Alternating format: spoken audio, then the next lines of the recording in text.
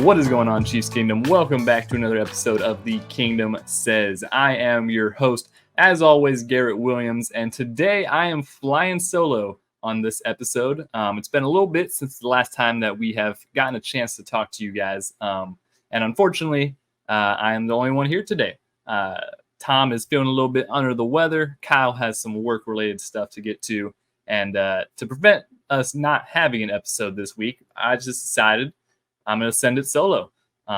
So yeah, I hope you guys enjoy. I'm going to crack open a cold one here, and we're going to have a good little chat about the Kansas City Chiefs. I'm going to try to keep it very short, very brief. We're not going to be too long of an episode here. We've got a good amount of stuff to talk about, though, regardless. So I'm going to talk to you about it, and we're going to have a good time. So apologize if it's not the usual high-quality episode that we are used to delivering, but we're going to make it work. All right, so first topic on the board here. Obviously, it has been a little bit of time, like I said, since we last talked to you guys. The Broncos game back on Thursday night, last Thursday, came and went, and the Chiefs did end victorious in that game, so very good to see. Was not a stress-free game, as Chiefs fans should be used to so far this season.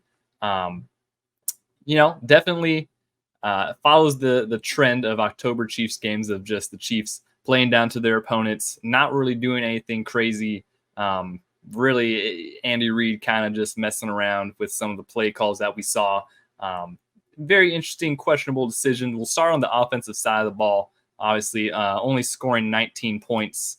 Not the best offensive performance we've seen from the Chiefs, but actually it's kind of it's underlined by a couple key moments, red zone and goal line, and short yardage situations that really hampered us. Overall, the offense actually was churning pretty well. I mean, Patrick Mahomes had over 300 plus yards. Kelsey had 100 plus yards just in the first half alone. Isaiah Pacheco was out there doing really good. Sky Moore had a couple good balls. Rashee Rice, I mean, he is delivering so far in his young rookie career. He had a really good game, obviously a career game thus far, and to see his development has been really nice. I wish Tom and Kyle were here to further elaborate on how good of a game he had, but it was a good game. It was something that we really needed to see out of some kind of contributor from the wide receiver room, because up until this point in the season, there really has not been a whole lot of contribution from the wide receivers. It's mostly been the Pat and Kelsey show with featuring Isaiah Pacheco, of course, kind of taking over a couple of those games. But yeah, it was good to see Rashee Rice out there dominating. Really, they're letting them loose a little bit more, and I think they're going to continue to do that trend the next couple of weeks, especially with some of the interesting moves and injuries that have happened at the wide receiver position. Obviously, we saw Justin Watson go down with an elbow injury. He's not going to be a long-term injury, according to Andy Reid, but he'll probably miss a couple weeks. And so the Chiefs ended up making a corresponding move. We'll talk about that after we kind of recap the game, but there has been some moves made in that department. But yeah, overall, the offense really is hampered by the short yardage situations and the goal and the red zone performances. So obviously we saw a couple very unique, very interesting short yardage calls. There was a fake field goal turned into a Blake Bell sneak, kind of a brotherly shove tush push version, except you have Tommy Townsend pushing instead of a running back or whoever the Eagles usually have, and you're also running it behind James Winchester, the long snapper, instead of a center, especially the center of Jason Kelsey's caliber. So it was questionable. It was also a 4th and 2, so you're really asking for a lot to get 2 yards on that kind of play call. We got like 1. I mean, it almost worked, but that was the first time in the game where it was kind of like, all right, the Chiefs might not be taking this one super seriously if we're going for fake QB sneaks out of a field goal formation type thing. Very interesting.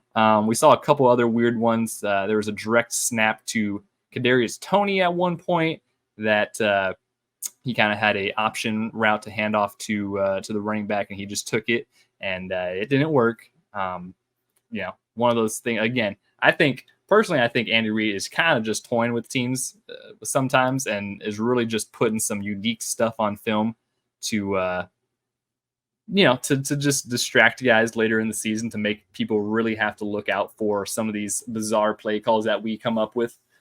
There's a couple other very, very questionable short yardage situations. Really, we didn't see much of just hand the ball off to Isaiah Pacheco and run it down their throat, which we saw just some success last week and the week before, but didn't really see much of it this week. We saw a little more creativity out of Coach Reid, and for better or for worse, it really didn't end up working all too well. Like I said, I really do contribute it to Andy Reid just kind of not taking these games super seriously. I mean, there's some very disrespectful stuff, like the fake QB or fake field goal with a QB sneak on it, like some of the crazy play calls we were seeing. It's like, it's one of those things. Even watching it live, it's like it wasn't ever a time where the game was kind of in question. I think the Chiefs had a pretty firm grasp on the entire game, regardless of the cute and funny play calls that Andy Reid was having. But yeah, definitely isn't the greatest. And then obviously, a red zone was another problem. We had phenomenal drives, and then we just very, very frequently stalled out in the red zone. So that's tough to see. Again, kind of just more of finding a normalcy of red zone plays, instead of just, they're really thinking outside the box, and I don't think they need to be.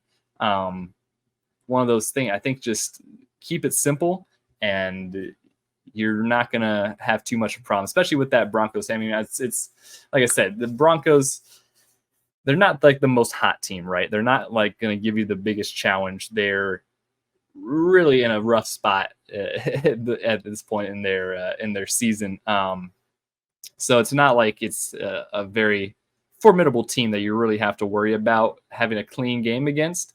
I think we showed that we could have a pretty C- game and still squeak out a very convincing and easy win versus the Broncos. But with that being said, when we end up facing a couple more stronger teams, I guess you could say, like the Bills, the Bengals, and then obviously come playoffs times, and we have the Chargers coming up next week. They're never easy.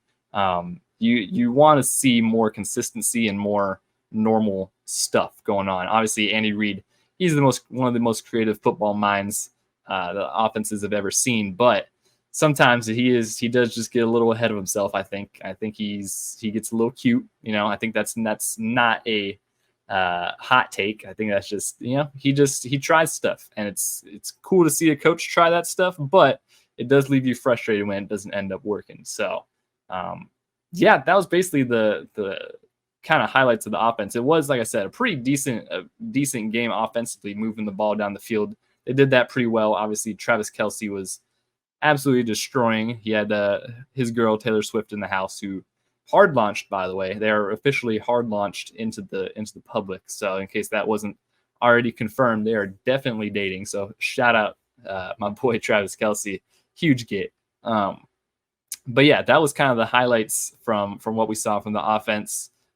Defensively wise, man, it was a masterclass. I mean, it was very close to being, it was 3.5 quarters of a shutout until the Broncos ended up scoring on a very insane Cortland Sutton catch.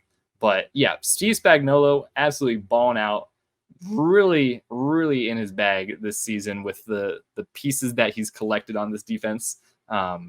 It's really fun to see everything that they're doing out there. Obviously, Nick Bolton had a great return game, tallying an interception on Russell Wilson. Chris Jones had another sack. What else is new? He's continued that sack streak. I think he now has some crazy. He has the second longest sack streak in Chiefs history, behind just himself, I think, who was number one. So that's good to see.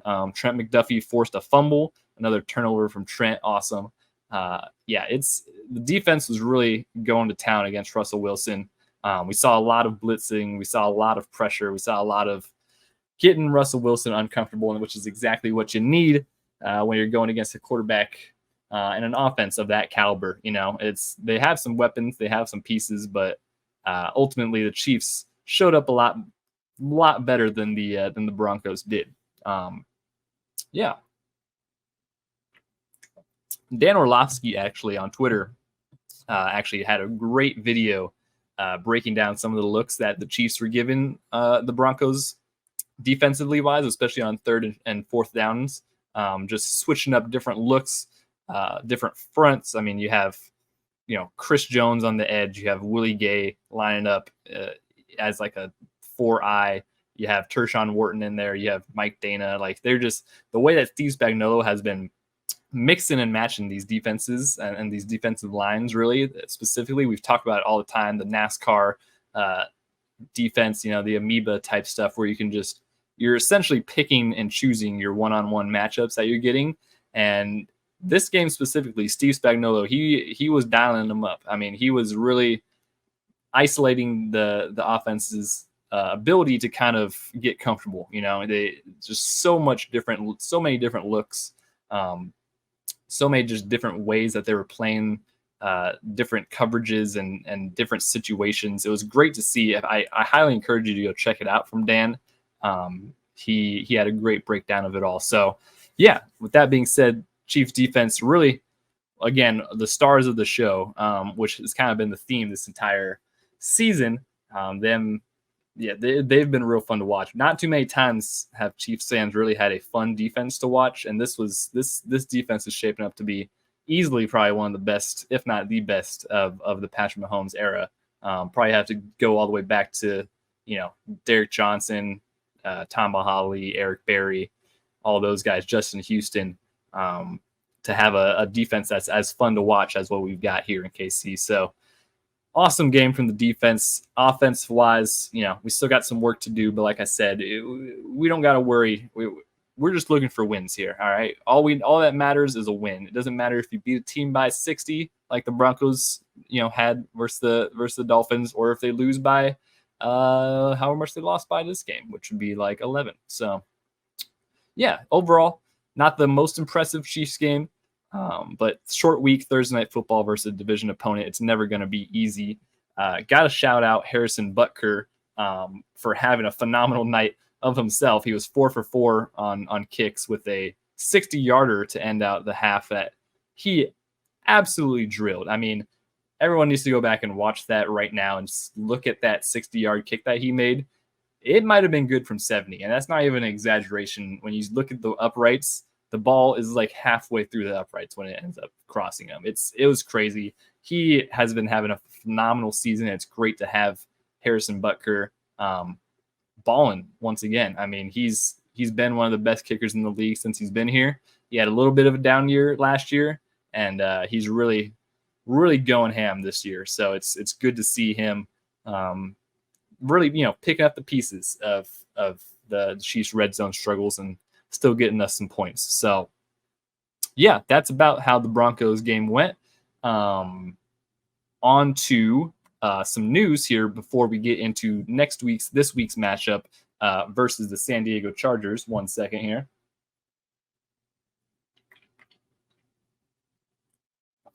So delicious. I'm telling you, Twisted Teas, please sponsor us. We will gladly accept that sponsorship. So yeah, after the game, there were a couple injuries, like I mentioned. Justin Watson going down for at least the next couple weeks. Not an IR candidate, but he will be out a couple weeks. So the Chiefs ended up going out and trading for an old friend. Mecole Hardman is back in Kansas City after leaving this offseason to go sign a 1-year deal with the Jets. He did not get much play with the Jets. The Jets really weren't using him at all. And so the Chiefs end up sending I think it's a 6th round pick. And then they get Mecole and a 7th back. So basically how it works, you're basically just losing a couple slots of draft picks anyways, because the 6th round pick would be near the end of the 6th round. The Jets' 7th round pick is probably going to be near the front. So you're really probably only moving like 10, 15, 20 slots max back in the later rounds. It does, as pointed out by a couple people on Twitter, it does probably eliminate a comp pick, I guess. I don't know. It's really not that big of a deal. to lose a couple picks like that. They're pretty easy to reacquire those later round picks. But yeah, Mecole Hardman back in a Chiefs uniform. Unfortunately, and I hate this, folks. I tell you, I hate this more than I should. But he is wearing number 12 now in Kansas City. I hate it. I hate it so much. I don't understand why he can't wear 17 because Richie James is on IR. They should just let him wear it anyways. There's rumors maybe wear number 0. I would have liked that more than 12. I just don't like. I hate it when players come back and they're wearing different numbers than what they wore. I mean, especially him, like 2-time Super Bowl champion in number 17, and now he can't wear 17. Kind of sucks. But whatever, we'll get over it when he's scoring touchdowns on Sundays, which I think he will end up doing. Obviously, the loss of a couple guys, and then with the addition of Mecole Hardman, the Chiefs did waive Montrell Washington, which I was also a little bit disappointed to see, just because he's been a very consistent returner for the past couple weeks for us. After we signed him after the first couple weeks when we were having returner issues. So that's probably going to be kind of Mecole's role going forward here, at least to start, is that primary kick return, punt return spot, which we've seen him a lot in his career do that. So it's not something he's unfamiliar with. But other than that, it's really TBD of what we will see with Mecole Hardman here, back for his second stint in a Chiefs uniform. Obviously, we've seen him a lot, really heavily used as like a gadget type of player. Almost what a lot of Chiefs fans kind of envisioned Kadarius Toney kind of ended up being, but with just the inconsistency and the unavailability of Toney and the lack of stepping up from a couple other guys in the receiver room, it's good to have a guy back in the offense that's at least very familiar with it, has a really good chemistry with Patrick Mahomes. Obviously, is no stranger to succeeding. And knows kind of what is expected of guys in this offense. So I would expect to see him a little bit. It'll probably ramp him up a little bit. Like I said, he already hasn't had much game action this season, so you want to get him ramped back up. Want to get him familiar with the playbook a little bit. They'll probably end up putting some packages in for him, maybe some jet sweeps, which I think that's a whole nother topic. Maybe I'll get into that one day when I have the boys here. On my anti-jet sweep take, but I think they're dead, and I don't think any team should ever run them ever again. But that's just me. But yeah, we'll probably see some of that from him. We'll probably see some short stuff to just at least get him integrated back into the offense. And then I think really the most hopeful and the best outcome for him would be adding another element to the deep threat of this offense, because we really haven't seen too much of a deep threat, at least this season. And Mecole Hardman was very good at that in his time in Kansas City, is stretching the field. So that could be something that'd be very beneficial to this Chiefs offense to have, because I think we are definitely lacking on a guy that can stretch the field at the current moment. So yeah, overall, I'm not too dissatisfied about it. Obviously, if you would have told me like 6 months ago that Mecole would just end up back in KC anyways, I probably wouldn't be too happy about it. But with, like I said, the injuries and just kind of the lack of development from some of these young receivers early on, I'm fine with adding a more experienced guy who, he knows what he needs to do in the NFL and in this offense. So it's good to see him back. And honestly, the stuff that he was talking about is he had a press conference today, actually, mentioned some crazy stuff. Actually, a lot of injury related stuff that he was dealing on with last season. I forget exactly what all happened, but he basically had an abdomen injury that ended up turning into like some type of infection type thing that he couldn't walk for 5 days, and he was in the hospital for a while. So yeah, it's some crazy stuff that he had to battle through. And honestly, my respect for him goes up tremendously because of that. So it's good to see him back and healthy. And he seems like he's in a very good mood. We saw some clips from practice that he was in a very good mood for. So overall, he's another guy that is kind of a pseudo leader on the team. He's a big locker room guy. Going to bring a lot of positive vibes to the offense. So I'm cool with it. I'm cool with Mecole being back in KC. I really wish he was wearing 17 again, or just not 12, because that's just, I don't know. I don't know about that. I'm really not happy. I'm not happy about it whatsoever. But oh well, if he scores a touchdown or 3 or 5, then I'll be more happy about it probably. Maybe I'll get a Hardman 12 jersey and really just trip people out, you know. So yeah, that's that. That's the biggest. Well, there's some other news actually, real quick. Charles Omenihu, the Chiefs' defensive lineman that they signed this past offseason, who was suspended the first 6 games of the season, he is now eligible for reinstatement. He is back. They will more than likely have him ready to go by this Sunday, and that's going to be a huge addition to the pass rush. Not like the pass rush was really lacking, but Charles Omenihu, he's pretty good. He had like 7 sacks, I think, last year with the 49ers as a rotational guy. Really just consistently good, solid player. From what we saw in the preseason, he was probably the best player, the best defensive lineman in the preseason since we didn't have Chris Jones. So having him come back, pairing him with Chris Jones and Mike Dana, George Karlaftis, get those younger guys some more reps, and probably bump like Malik Herring off the roster. We'll be fine with that. Maybe Matt Dickerson. But I think overall this is going to be a huge addition to the Chiefs defensive line. Great to see Charles Omenihu back, and yeah, excited to see him hit the field probably on Sunday. He should be good by Sunday, barring unforeseen circumstances. A guy who probably won't be here on Sunday, but hopefully probably by the time you're listening to this episode today, hopefully he's in the building. Frank Clark is also had been heavily rumored to be coming back to KC. He was supposed to be in KC allegedly today, Thursday. Per the NFL's transaction report, though, he was not. So we'll see. We'll see on that. I think it's pretty much expected, though, that Frank Clark will be in a Chiefs uniform once again sometime this season. They don't really have to rush that one, though. I mean, he's going to be – they're really saving him for the playoffs anyways, which is his bread and butter. Give him that playoff sack record and really help us down the stretch. But early on like this in the season, really don't have to rush him.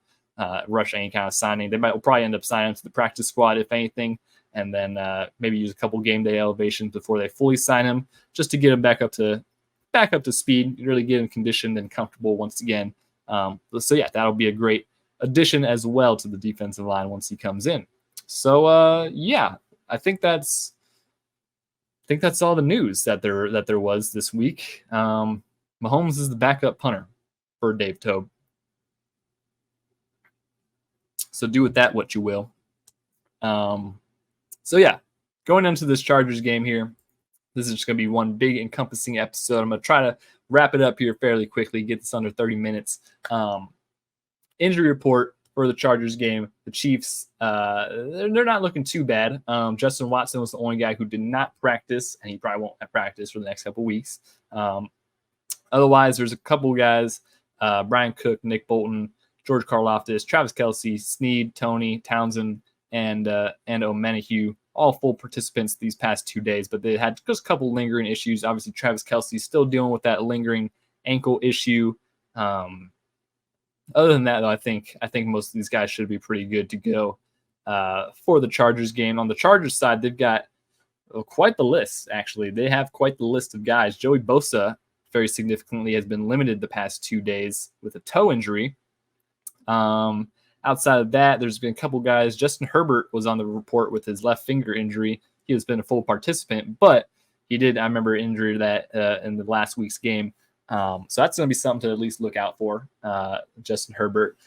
Sebastian Joseph Day was limited these past two days with a knee injury. They have a couple other guys, Deanne Leonard, a defensive back for them, Donald Parham Jr., he's been a full participant. Other than that, though, a couple other. Derwin James was limited today, Thursday, when he was full go on Wednesday. So that's going to be something to look out for. But the rest of their injury report, a lot of names, not too many notable names, but a lot of names regardless. Rashawn Slater, their tackle, has been a full participant with an ankle the past 2 days. So that's going to be something at least to look at. So yeah, it's going to be pretty interesting game. Seems like it's going to be relatively healthy from both sides. We'll see about Joey Bosa. I think that'll be the biggest question mark for the game, which would be a huge loss for them. But yeah, Joey Bosa isn't going to be the biggest game changer for this Chargers defense, because let me tell you, they've been struggling. They have been struggling. Well, really, but all the Chargers, both sides of the ball for the Chargers have been struggling. We've all seen it. The Chargers are the Chargers. They're going to lose every game they possibly can, even though it looks like they're trying so hard, and then they're just going to mess it up at the end and lose. Brandon Staley obviously still there. We know how he is, what kind of play caller he is, what kind of coach he is. Very aggressive. But ultimately for this game, I think the biggest thing is getting the offense back on track, getting them a little more comfortable, hopefully. Obviously, the Chargers defense has some names on it. They have, Derwin James, you got Asante Samuel back there. No more J.C. Jackson. They traded him back to New England, so that's hilarious. They spent a lot of money on him and didn't really work out, so that's crazy. But yeah, I mean, they've got some guys, and obviously it's a divisional game. It's I believe it's in Arrowhead. Let me just double check this because I'm a great host and can prepare this stuff on the fly. Yeah, it's at Arrowhead.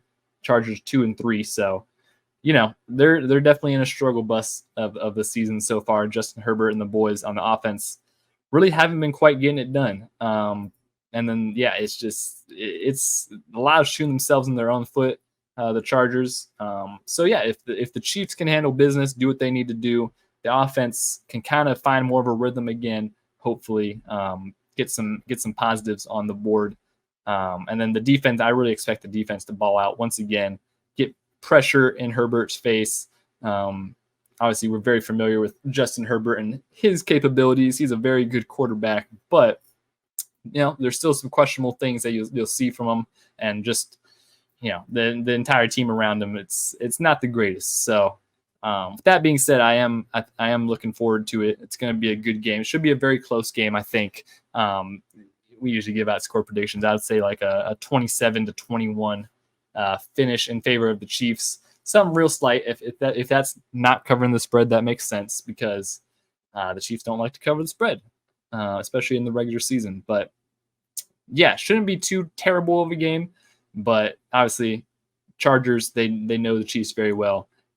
They kind of build most of the AFC West just builds their team to try to beat the Chiefs. And hasn't really worked out too well for them, but could always be the week. So we'll see who steps up really offensively wise. Hopefully, Kelsey is going to be very good to go. I believe Taylor Swift's going to be in the building once again, so we know what that means. He's getting 100 yards. Better book that on the sports book real quick, because that odds is going to go up. So yeah, I think that's everything I've got for you. I think I hit pretty much most of the keys that I was trying to talk about this game, or this episode. This is an episode. So thank you all so much for joining me. I hope to have my great and wonderful co-hosts back next week, Kyle and Tom, to help me out here, because it's not easy to do a solo episode. This is the second one I've done, I think, in our podcast history. And hey, I mean, I don't hate it, but man, it's hard to talk just by yourself for 30 minutes. You really don't. You really underestimate how it is talking all by yourself. So yeah, I think I don't know. Leave a comment if I did a good job. Otherwise, that's okay. I won't fault you for not listening or not liking this episode. We will be back next week. We're gonna get back to the 2 a week schedule, which, like I said, it's just very busy this week. Try to get a couple guys on, a couple cancellations happen, and then sickness, jobs, life. You know the deal. You guys know how it is. But we are very thankful that you at least tuned in to this one and all the ones, and continue your support with us. Be sure to follow us, Kingdom Says Pod, right down here, Facebook, Twitter, and Instagram. Check us out on YouTube if you're only listening to this on a podcast platform, which very viable thing to do, very good thing to do. Still, we do appreciate that. You should also check us out on YouTube. Most days you can see more than just my beautiful face. You'll see a lot of other beautiful faces. Today you're just stuck with mine. So check us out on YouTube. I think it'll be a good time for you. We just released a new Kingdom Recon episode. In case you guys are unaware, Kingdom Recon started by my boy Tom to highlight draft prospects and college football players throughout the year, kind of relating to the Chiefs. I was actually on the last episode filling in for them, and basically when I talk about the Chiefs. So if you want some Chiefs dedicated coverage, just skip to every time that I talked in it. No, I'm just playing. But yeah, thank you all so much for tuning in, watching, listening, whatever you do, supporting us. We do appreciate it. And we will be back next week on The Kingdom Says.